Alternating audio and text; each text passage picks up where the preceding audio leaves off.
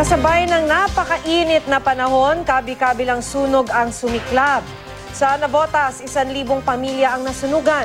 Patay naman ang isang lola, kanyang anak at apo sa sunog sa kanilang bahay sa Pasig City. Makibalita tayo kay Tricia Safra. Hindi pa tiyak kung ano ang sanhi, pero pinaniniwala ang problema sa linya ng kuryente. Ang dahilan ng sunog sa isang bahay sa Barangay Kalawaan, Pasig mag-aalas 2 kaninang madaling araw. Natrap sa nasusunog na bahay ang 3 magkakamag-anak na nakatira rito. Nang maapula ang sunog, pasado alas 7 kaninang umaga, nakuha ang mga nasunog na labi ni na Rosario Oferio Chan, 80 taong gulang. Ang anak niyang si Constancia, 55 taong gulang. Sunod ding nakuha ang labi ng anak ni Constancia na si Benedict, 22 taong gulang.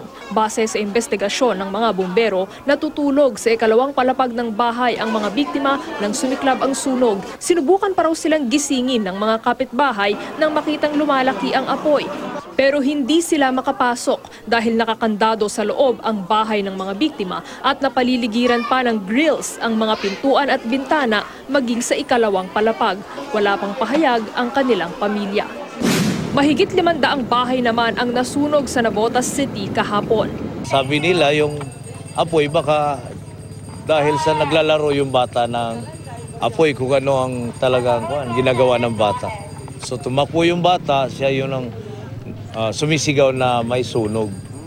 Walang naiulat na nasawi pero 3 ang nasaktan sa sunog kabilang ang 2 bumbero. Nananatili ngayon sa Amapula Covered Court ang nasa 1,000 pamilyang nasunugan. Tinatayang nasa 1 milyong piso ang halaga ng ari-ariang napinsala sa insidente. Sa Santa Cruz, Maynila naman, mahigit 100 pamilya ang nasunugan din kahapon. Nagbayanihan ang mga residente sa pagbuhos ng tubig sa mga nasusunog na bahay. Iniimbestigahan pa ng Bureau of Fire Protection ang sanhi ng sunog. Sa Quezon City naman, nasunog ang ikatlong palapag ng isang bahay sa Barangay Bungad pasado alas 11 kagabi. Nung ginising kami, may umaapoy daw. So nung umakyat ako, nakita ko yung apoy, medyo malaki na nasa kama niya.